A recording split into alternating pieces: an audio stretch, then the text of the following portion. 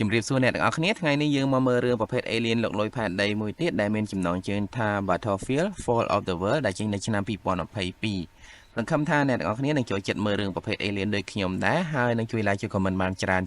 ជាពិសេសសម្រាប់អ្នកថ្មីសូមកុំភ្លេចជួយ subscribe channel ឬក៏ follow page មនោចរណៃដើម្បីផ្ដល់ជាកម្លាំងចិត្តដល់ខ្ញុំផងបាទសូមអរគុណរឿងនេះចាប់ផ្ដើមនៅឆ្នាំ2042ដែលពេលនោះមានជាតិសាសន៍ Alien មួយបានចុះមកលុកលុយផែនដីដើម្បីប្លន់យកធនធានធម្មជាតិទាំងអស់ពីផែនដីទៅក្នុងពេលជាមួយគ្នាពួក Alien ក៏បានបំផ្លិចបំផ្លាញទ្រព្យសម្បត្តិហើយនិងជីវិតមនុស្សអស់ជាច្រើនប៉ុន្តែមនុស្សមិនចោះចាញ់ពួកវាងាយៗទេព្រោះនៅមានក្រុមទាហានមួយចំនួនដែលនៅមានជីវិតហើយនិងមានចិត្តតស៊ូបានប្រមូលផ្ដុំគ្នាដើម្បីវាយបកទៅពួក Alien វិញក្នុងចំណោមពួកគេក៏មានតួឯករបស់យើងឈ្មោះ Chen Ling បានទៅចូលរួមផងដែរក៏ប៉ុន្តែគាត់មានអារម្មណ៍ថាដូចជាមិនសូវស្រួលយ៉ាងម៉េចមិនដឹងទេហើយអារម្មណ៍របស់គាត់ឈុតខ្លាំងណាស់ព្រោះពេលនោះពួក Alien បានបាញ់ត្រូវ Elago ដែលពួកគេកំពុងតែជិះនឹងបណ្ដាលឲ្យខូចខាតយ៉ាងដំណំហើយត្រូវបោះពួយធ្លាក់ចុះទៅដីចំណែកកូនទាហានដែលនៅក្នុង Elago មានការផិតភ័យយ៉ាងខ្លាំងកូនទាហានដែលមិនបានពាក់ខ្សែក្រវ៉ាត់សុវត្ថិភាពត្រឹមត្រូវបានខ្យល់បូមចេញពីយន្តហោះធ្លាក់ស្លាប់ភ្លាមចំណែកអ្នកដែលនៅសេសសល់ត្រូវធ្លាក់ចុះទៅជាមួយនឹង Elago រហូតដល់ដីបុករះផ្ទាំងសូឡាដែលជាប្រភពថាមពលចុងក្រោយរបស់មនុស្សនៅពេលនោះជាអភិនិហាណាដែល Chen Ling មិនស្លាប់ប៉ុន្តែពេលនោះគាត់មិនទាន់បានដើរចេញពី Elago បានស្រួលបួលផងស្រាប់តែមានមេបញ្ជាការម្នាក់អូសដៃគាត់ចូលទៅក្នុងសមរភូមិមុខការប្រយុទ្ធនៅពេលនោះយើងឃើញថា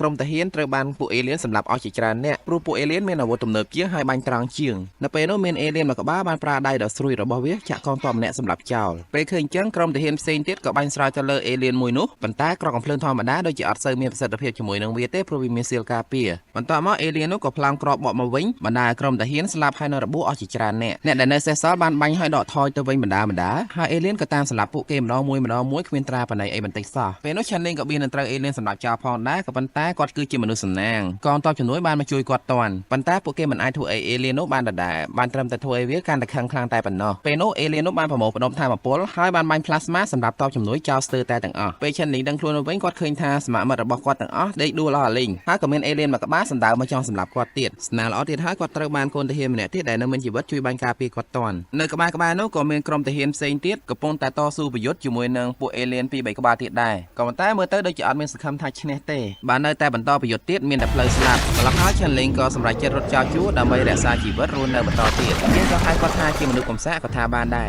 ចាប់តាំងពីសង្គ្រាមលើកនោះមកមនុស្សជាតិដោយអត់មានសង្ឃឹមទប់ទល់ជាមួយនឹងពួក Alien បានទេពេលនេះ Chen Ling ដែលជាតួឯករបស់យើងបានខ្លាយទៅជាអ្នកដើររើសអេតចាយពីតំបន់មួយទៅតំបន់មួយដើម្បីចិញ្ចឹមជីវិតថ្ងៃមួយនៅពេលដែលគាត់កំពុងតែធ្វើការដោះដូររបស់ជាមួយនឹងឈ្មួញ2នាក់ទៀតស្រាប់តែ Alien មួយបានមកដល់ពេលនោះ Alien នោះក៏ចាប់ផ្ដើមដើរហិតរកមើលមនុស្សព្រោះវាដឹងថានៅទីនោះមានមនុស្សដើម្បីរត់គេចចេញពីទីនោះបាន Chen Ling បានគប់វិជ្ជាតាក់ទងទៅកន្លែងផ្សេងមួយដើម្បីបង្វែរដានវាហើយព្យាយាមរត់គេចស្នាអាក្រក់នៅពេលនោះមនុស្សម្នាក់ក្នុងចំណោមពួកគេត្រូវបាន Alien ចាក់សម្លាប់បន្ទាប់មក Chen Ling ហើយនៅមនុស្សម្នាក់ទៀតបានរត់គេចចេញពីទីនោះហើយ Alien ក៏បានដេញតាមពួកគេពេលនោះ Chen Ling ក៏បានប្រើអាវុធទាំងអស់ដែលគាត់មានទប់ទល់ជាមួយ Alien នោះប៉ុន្តែដោយយើងបានដឹងស្រាប់ហើយថាក្រត់ល្មមធ្វើអី Alien នោះអត់បានទេបានត្រឹមតែបង្អាក់ដំណើរវាបានមកផ្លែតែប៉ុណ្ណោះបន្ទាប់មកគាត់ហើយនៅមនុស្សម្នាក់ទៀតបានរត់ទៅពួននៅក្រោយឡានបាសជើងមួយប៉ុន្តែ Alien នោះបានដឹងហើយបានចាក់ទម្លុះឡានសម្រាប់ម្នាក់ដែលរត់តាមគាត់នឹងចោលមួយទៀតពេលឃើញចឹង Chen Ling ភ័យណាស់ក៏រត់ចូលទៅក្នុងអគារមួយនៅជិតនោះនៅទីនោះគាត់បានជួបជាមួយនឹងមនុស្សមួយក្រុមដែលបានជួយគាត់បាញ់ទប់ទល់ជាមួយនឹង Alien នោះហើយចុងក្រោយពួកគេត្រូវដាក់គ្រាប់បែកកំទេចអគារនោះចោលតែម្ដងទើបអាចរត់គេចចេញពី Alien នោះបានបន្ទាប់មកពួកគេបានណែនាំខ្លួនឲ្យ Chen Ling បានស្គាល់ដែលនៅក្នុងនោះមានប្រធានក្រុមឈ្មោះ Cao Yin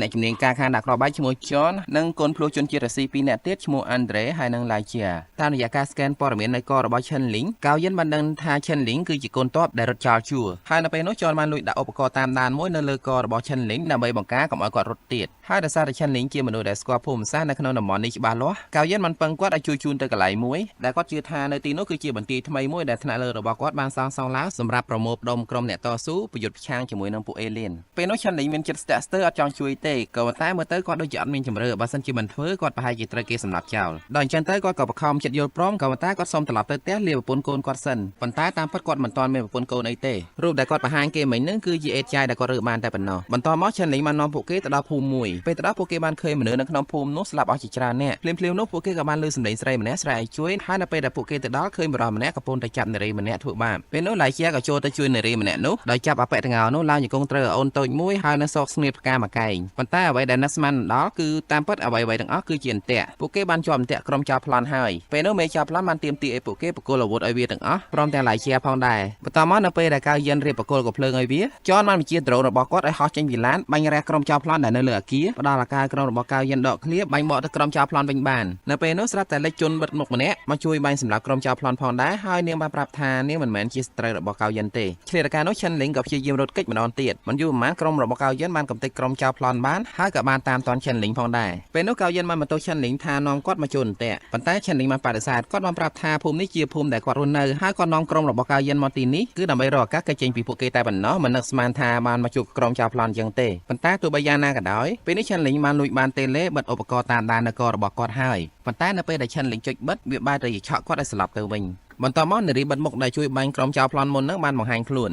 នាងមានឈ្មោះថាដូជីគឺជាអ្នកប្រយុទ្ធប្រឆាំងជាមួយនឹងពួកអេលៀនម្នាក់ផងដែរហើយក្រុមរបស់នាងក៏កំពុងតែធ្វើដំណើរទៅកន្លែងដែលកៅយិនចង់ទៅដូចគ្នាក៏ប៉ុន្តែនៅពេលដែលក្រុមរបស់នាងមកដល់ភូមិមុននឹងក្រុមចៅប្លន់បានដាក់អន្ទាក់សម្លាប់គ្នារបស់នាងអស់ហើយបន្ទាប់មកពួកគេបានធ្វើដំណើរទៅដល់ស្ពានបាក់បែកមួយដែលនៅទីនោះមានអេលៀនមួយកំពុងតែរងចាំស្វាគមន៍ពួកគេហើយឈិនលីងបានប្រាប់ថាផ្លូវនោះគឺជាផ្លូវតែមួយគត់ដែលនាំពួកគេឲ្យទៅដល់គោលដៅគ្មានផ្លូវវាងណាផ្សេងទៀតទេពេលនោះកៅយិនបានប្រើឈិនលីងឲ្យចេញទៅបង្វែរដានអេលៀនទុកឲ្យក្រុមគាត់ជាអ្នកចាំបិទគូតហើយដោយសារតែមិនអាចប្រកែកបានឈិនលីងក៏សុកចិត្តទៅគាត់បានដើរចូលទៅយ៉ាងប្រុងប្រយ័ត្នហើយនឹងស្ងប់ស្ងាត់បំផុតទីបំផុតគាត់បានទៅដល់ឡានសាំងដោយផែនការក៏ប៉ុន្តែពេលនោះគាត់បានចេញសផ្លេឡានដោយផែនការដែលកៅយិនដាក់ឲ្យគាត់ធ្វើទេគាត់បែរជាមានកំណត់ចង់បើកឡាននោះរត់គេចយករួចខ្លួនតែម្នាក់ឯងនៅពេលនោះអេលៀនក៏បានឃើញកន្លែងដែលកៅយិនហើយនឹងគ្នារបស់គាត់ពួនហើយក៏សម្រុកទៅកាន់ទីនោះការប្រយុទ្ធនៅពេលនោះគឺគ្រោះថ្នាក់ខ្លាំងណាស់ព្រោះក្រុមរបស់កៅយិនអត់មានផ្លូវរត់ទេពេលឃើញចឹងឆាន់លីងបានដូចចិត្តពីការរត់គេចហើយបានថយឡានទៅបុកអេលៀនឲ្យជាប់ជាមួយនឹងគល់ស្ពានដើម្បីជួយសង្គ្រោះក្រុមរបស់កៅយិននៅពេលនោះផងដែរដូជីបានបកគោលក្របបែកពិសេសម្យ៉ាងដែលនាងបានសាកច្នៃដោយខ្លួនឯងទៅឲ្យកៅយិនពេលនោះកៅយិនបានយកក្របបែកពីដៃរបស់ដូជីរត់សម្ដៅទៅរកអេលៀនក្នុងពេលជាមួយគ្នានោះឆាន់លីងក៏បានរត់គេចចេញពីឡានដឹកសាំងត្រឡប់មកវិញផងដែរចំណែកអេលៀនវិញពេលឃើញកៅយិនកាន់ក្របដៃរត់សម្ដៅទៅរកវាក៏បាញ់គាត់មកគ្រាប់ធ្វើឲ្យគាត់របូតក្របបែកចេញពីដៃពេលនោះចនក៏គប់ក្របបែកមកគ្រាប់ទៅបំផ្ទុះឡានដឹកសាំងសង្ឃឹមថាវាសម្លាប់អេលៀននោះចោលបានប៉ុន្តែអេលៀននោះបានលោតចេញមកពីភ្លើងវិញដោយអត់មានរឿងអីកើតឡើងអញ្ចឹងពេលហ្នឹងកៅយិនបានបញ្ជាឲ្យឈិនលីងរត់ទៅយកក្របបែកដើម្បីគប់អេលៀនទុកឲ្យគាត់ជាអ្នកបាញ់ការពារព្រោះថាអាការរត់គេចហ្នឹងគឺជាជំនាញរបស់ឈិនលីងស្រាប់ហើយទីបំផុតឈិនលីងក៏បានយកក្របបែកពិសេសគប់ទៅលើអេលៀនបានសម្រេចក្របបែកនោះពិតជាមានប្រសិទ្ធភាពធ្វើឲ្យសៀរបស់អេលៀនដាច់ហើយនឹងធ្វើឲ្យអេលៀនស្គប់គ្មានសកម្មភាពពិតមែនឃើញអាការល្អកៅយិនក៏បាញ់ទម្លាក់កុងតឺន័រមកកង់ធ្លាក់ចុះពីលើស្ពានមកសង្កត់សម្លាប់អេលៀននោះចោលបន្ទាប់ពីហេតុការណ៍នោះពួកគេបានសម្រាប់ប្រជុំគ្នាហើយដូចជីបានប្រាប់ថាក្របបែកដែលនាងបានច្នៃនោះវាផ្សំឡើងពីធាតុម្យ៉ាងដែលនៅក្នុងខ្លួនរបស់ពួកអេលៀនពេលនេះពួកគេមានសង្ឃឹមហើយព្រោះក្របបែកប្រភេទនេះមានប្រសិទ្ធភាពជាមួយពួកអេលៀនពិតមែនប៉ុន្តែពេលនេះវាមានតែមួយគ្រាប់ទេអញ្ចឹងពួកគេត្រូវប្រញាប់ធ្វើដំណើរទៅដល់គោលដៅដើម្បីរកឧបករណ៍ដើម្បីផលិតគ្រាប់បែកឲ្យបានច្រើនហើយបានធំជាងនេះទៀតនៅល្ងាចថ្ងៃនោះដែរកៅយិនបានឆ្លៀតអរគុណឈិនលីងដែលបានជួយសង្គ្រោះជីវិតពួកគេ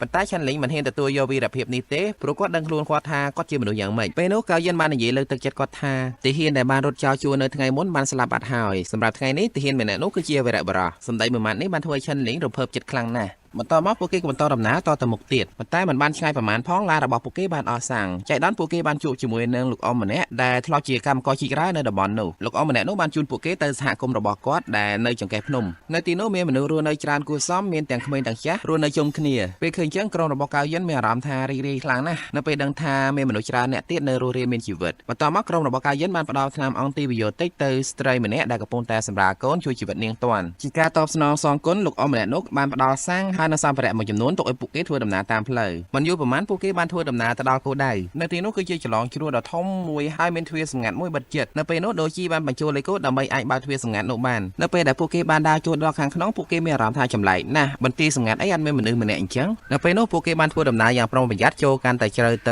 ៅរហូតដល់ទ្វារមួយទៀតនៅពេលដែលទ្វារមួយនោះបើកឡើងមកពួកគេតក់ស្លុតខ្លាំងណាស់នៅពេលដែលឃើញលោកមេវិជាការម៉ាខេដែលបានផ្ញើសារហៅពួកគេមកកាន់ទីនេះត្រូវបានពួកអេលៀនចាប់ត្រាំដាក់នៅក្នុងអាងទឹករបស់ពួកវាបាត់ទៅហើយតាមពិតសារនោះពួកអេលៀនបានបញ្ជាខួរក្បាលរបស់លោកមេជាការម៉ាខេផ្ញើចេញទៅទេបានន័យថានេះគឺជាអន្ទាក់មិនយូរប៉ុន្មានពួកអេលៀនក៏ចាប់ផ្ដើមចេញមកវាយប្រហារពួកគេភ្លាមនោះពួកគេក៏សម្រុកបាញ់អេលៀនទាំងនោះដើម្បីដកខ្លួនចេញវិញរហូតដល់បន្ទប់មួយហើយបន្ទប់នោះគឺជាបន្ទប់បិទជិតមានតែផ្លូវចូលអត់មានផ្លូវចេញទេពេលនោះឈិនលីងដែលមានជំនាញខាងរត់បានដើរគូសជញ្ជាំងមើលហើយដឹងថាពួកគេអាចដាក់គ្រាប់បែកទម្លុះជញ្ជាំងនោះបានបន្តមកចនដែលមានជំនាញខាងគ្រឿងផ្ទុះបានរៀបចំដាក់គ្រាប់បែកដើម្បីទម្លុះជញ្ជាំងនោះប៉ុន្តែពួកអេលៀនបានមកដល់ហើយបានចាប់ផ្ដើមវាយទម្លុះទ្វារឃើញចឹងកៅយិនបានដឹងថាទ្វារនោះទប់អត់បានយូរទេហើយដើម្បីទុកពេលឲ្យចនធ្វើការគាត់ក៏ផ្លោះតាមលើវិដានឆ្លងទៅក្រៅបន្ទប់វិញដើម្បីបង្វែរដានពួកអេលៀនបន្ទាប់ពីចនដាក់គ្រាប់បែកបំផ្ទុះជញ្ជាំងបានជោគជ័យហើយពួកគេទាំងអស់គ្នាក៏សម្រុកចេញមកខាងក្រៅនៅសតកៅយិនដែលនៅខាងក្នុងកំពុងតែប្រយុទ្ធជាមួយនឹងពួកអេលៀនហើយគ្មានសង្ឃឹមថាគាត់ឈ្នះទេពេលនោះពួកគេក៏សម្រេចចិត្តបើកឡានកិច្ចចេញពីទីនោះប៉ុន្តែភ្លាមនោះពួកគេក៏បានឃើញកៅយិនរត់កិច្ចចេញពីក្រុមអេលៀនមកតាមក្រោយពេលនោះក្រុមអេលៀនបានតាមបណ្ដាផ្លោងគ្រាប់មកបណ្ដាឲ្យឡានពិបាកកិច្ចមែនទែនសំណាងល្អចុងក្រោយកៅយិនបានរត់ឡើងឡានបានហើយពួកគេក៏រួមគ្នាបាញ់ស្ទាក់ពួកអេលៀនកុំឲ្យតាមមកទៀតបន្ទាប់ពី ពីបានរួចខ្លួនពីការតាមប្រម៉ាញ់របស់ពួកអេលៀនពួកគេបានសង្កេតឃើញថា